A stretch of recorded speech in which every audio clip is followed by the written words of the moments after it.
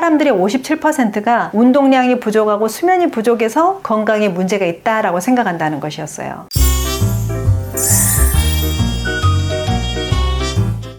병원에 가면 다 정상이라는데 나는 아픈 경우 있죠. 견딜만 못 견딜만하게 계속되는 불편감, 불쾌감이 남아있으면요, 만성염증일 확률이 높습니다. 만성염증이 생기면 우리 몸은 신호를 보냅니다. 그 신호들이 주로 피로감, 우울감, 만성두통, 뾰루지, 안구건조증, 그 다음에 잦은 복통, 설사, 늘어가는 뱃살, 이런 것들이에요. 이게 한 단계 더 진행이 되면 성인병이 되는 거고요. 이 증상들이 시도 때도 없이 불쑥불쑥 나타난다면 지금 내게 이런 습관이 있을 확률이 매우 높습니다. 제가 말씀드린 6가지 습관들 중에서 나는 몇 가지나 해당이 되는지 확인해 보세요. 첫 번째가요, 구부정한 자세예요. 우리 현대인들의 서글픈 상징이죠. 구부정한 어깨입니다. 휴대폰 볼 때, 컴퓨터 할 때, 소파에 앉아 TV 볼 때, 게임할 때 아주 친숙한 자세죠. 자세가 구부정하면 어깨가 말려요. 허리와 목도 구부정하게 되죠. 이런 자세는 노폐물을 배출하는 림프액순환이 억제되고요. 또 신경이 눌려서 신경 전달도 원활하지 않게 됩니다. 이렇게 되면 염증 물질이 제대로 배출이 안 되니까 쌓이게 되고 만성염증 되어가는 거예요. 그 증거가 뭐냐, 바로 림프절들이 모여있는 곳, 턱이나 목 부분이 두툼해지고 겨드랑이 팔뚝살 두툼해지고 허벅지 안쪽 살 늘어지게 됩니다. 이 림프절이 모이는 겨드랑이 마사지, Y존 마사지 중요합니다. 하지만 자세가 구부정하다면 안 한 거나 별반 다르지 않게 돼요. 바른 자세는요, 외모도 젊고 예쁘게 유지하게 하고요,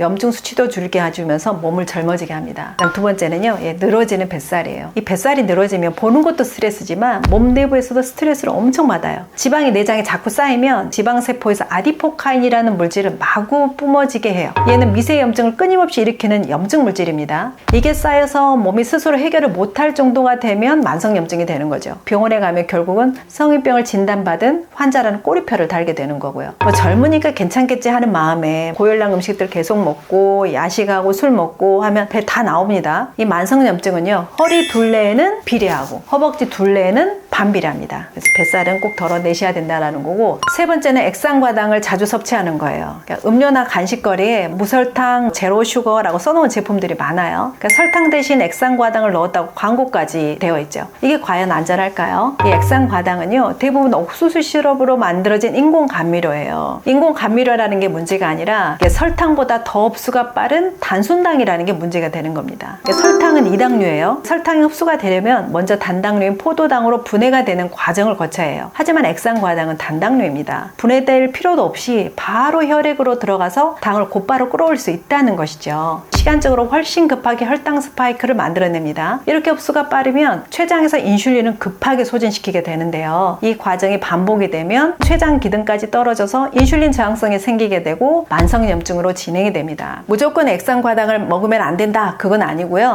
하루 50g 이하로만 섭취한다면 문제될 것은 없습니다. 그 다음 네 번째는요, 해결되지 않는 지속적인 스트레스가 만성염증을 유발합니다. 이 스트레스를 받게 되면 우리 몸에서는 호르몬이 분비됩니다. 콜티졸이라는 호르몬이에요. 염증을 억제하는 역할을 하죠. 그래서 스트레스가 해소가 되고 나면 자연스럽게 이 콜티졸 호르몬도 수치가 정상으로 오게 돼요. 하지만 문제는 이 스트레스가 계속 지속이 된다는 거예요. 우리가 갖고 있는 스트레스 중에 대부분은요, 고민한다고 해서 해결되는 스트레스가 아닌 것 같아요. 그냥 시간이 지나야 해결되는 게 더 많은 것 같습니다. 이런 스트레스가 계속 지속이 되면 코르티졸 호르몬도 계속 분비가 되죠. 필요 이상으로 과다 분비가 돼요. 그러면 스트레스를 감지하는 센서가 고장이 나게 되거든요. 그러면서 면역계도 과잉 활성화되는 거고요. 그래서 이게 만성염증의 원인이 되는 겁니다. 과잉의 면역 반응은요, 염증 반응이라는 거 기억하셔야 됩니다. 그리고 다섯 번째는 수면 부족이에요. 우리나라 사람들은 정말 대부분은 아주 굉장히 매우 부지런한 사람들이에요. 그래서인지는 모르겠지만 참 잠에 있어서 인색합니다. 이 잠자는 것하고 게으른 것을 동일시하는 경향들이 있으세요. 우리 세대만 해도 어릴 때부터 4당 오락이니 심지어 3당 사락이니 이렇게 해야만이 성공하고 잠을 줄이는 게 엄청난 정신력의 상징, 근성의 상징, 이런 것처럼 생각하도록 강요당해왔습니다. 하지만 실제로는 굉장히 비정상적인 거죠. 그뿐만 아니라 건강에 가장 해로운 선택이기도 합니다. 이게 깨어있는 낮 시간 동안에는 활동을 하면서 독소가 쌓여요. 쌓인 독소들은 우리가 밤에 잠잘 때 간에서 해결을 할 수 있는 거예요. 잠이 부족하다라고 하는 건 해독할 시간이 부족하다라는 것과 같은 거예요. 그러니까 해독 기능이 아무리 잘 돌아가더라도 절대적인 수면 시간이 부족하면 결국은 독소는 쌓이게 되고 만성염증으로 가는 최단의 지름길을 걷게 되는 겁니다. 그다음 마지막으로 여섯 번째는요, 운동 부족입니다. 며칠 전에 제 채널에서 유튜브 커뮤니티에 설문조사를 진행한 적이 있었는데요. 본인 건강에 가장 큰 문제를 유발하는 원인이 뭐라고 생각하느냐 묻는 질문이었어요. 근데 그때 1위가요. 운동 부족이었습니다. 무려 30%. 10명 중에 3명이 그렇게 답했다라는 거죠. 그 다음으로 이제 수면 부족이었어요. 27%. 그러니까 두 가지 합하면 57%인 거죠. 사람들의 57%가 운동량이 부족하고 수면이 부족해서 건강에 문제가 있다라고 생각한다는 것이었어요. 실제로 내가 몸을